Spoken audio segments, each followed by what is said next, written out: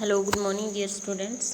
हमने अपने chapter number 3 fibre to fabric का रिवीजन कर रहे थे हम, जिसमें हमने कॉटन कर लिया था। आज हम देखते हैं jute. Jute is natural fibre obtain from the stem of jute plant. तो ये किससे, जूट प्लांट की स्टेम पार्ट से क्या मिलता है, हमें जूट मिलता है। It is use for making ropes मतलब रस्सी, carpet, mat, decorative articles and strong packing material like gunny bags, handbag etcetera. Jute is one of the cheapest natural fibre, एक सस्ता नेचुरल फाइबर है। It is also known as golden fibre. तो ये question पूछा जाता है बेटा, golden fibre किसको बोलते हैं, तो जूट को बोलते हैं। ठीक है, इसके बाद आपका है where jute is grown in India. Bharat में जूट कहाँ कहाँ उगाया जाता है, तो मेघालय, बिहार, असम, वेस्ट बंगाल एंड उड़ीसा। ठीक है, इन स्टेट्स में क्या होता है, जूट पैदा की जाती है। हाउ जूट इज़ ऑब्टेन, किस प्रकार जूट मिलती है। Jute fibre is obtained from the stem of jute plant. The jute plant are harvested at the flowering stage. ठीक है, पुष्पन अवस्था में ही इसको क्या कर लिया जाता है, काट लिया जाता है। The stem of the plant are cut and keeped under water for some days. उसको हार्वेस्ट करके उसको पानी के अंदर रखा जाता है। Gradually the stem start rotting, उसके बाद स्टेम पार्ट क्या करता है, रोटिंग, सड़ना स्टार्ट हो जाता है। This process is called retting of fibres. ठीक है, now this stem are taken out of the water and fibre are separated by hand. इसे पानी से बाहर निकाला जाता है और फाइबर्स को सेपरेट किया जाता है by hand. The fibres are washed in water and dried in sun.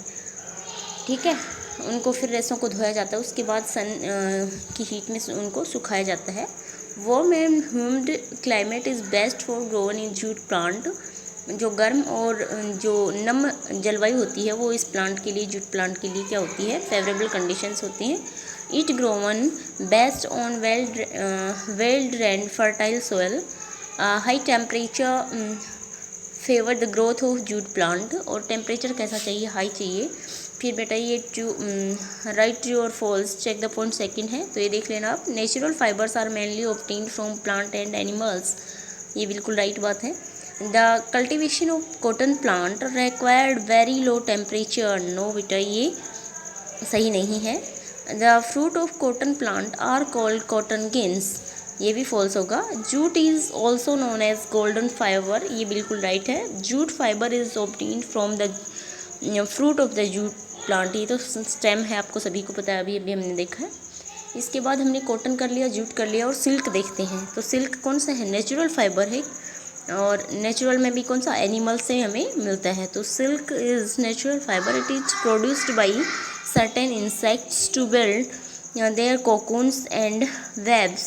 Silk is obtained from the cocoon of the larva of silkworm. silkworm के लार्वा से क्या मिलता है, हमें सिल्क मिलता है। Which feed on leaves of the mulberry trees, वो सहतूत की जो पत्तियां हैं उन पे अपना क्या करता है, जीवन यापन करता है, उनको लेता है। The larva of the silkworm spins around itself. Silk is strong and shiny fibre, silk strong और साइनी फाइबर है। It is use to make saris, tie, suits, scarves etcetera. Fibres made of silk fiber kept the body warm in cold weather because it is good absorbent of heat. Rearing of silkworm for the production of silk is called sericulture. ठीक है, उसको बोलते हैं sericulture. किसको बोलते हैं, rearing of the silkworm to production silk.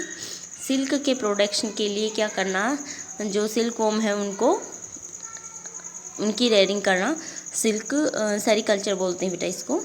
Next है अपना वूल या ऊन, ये भी क्या है, एक एनिमल फाइबर है और नेचुरल फाइबर है और एनिमल से हमें मिलता है। Wool is also natural fibre, it is mainly obtained from sheep. It is warm to wear and a good absorbent of heat. उष्मा का अच्छा अवशोषक होता है। We get wool from the hair of sheep.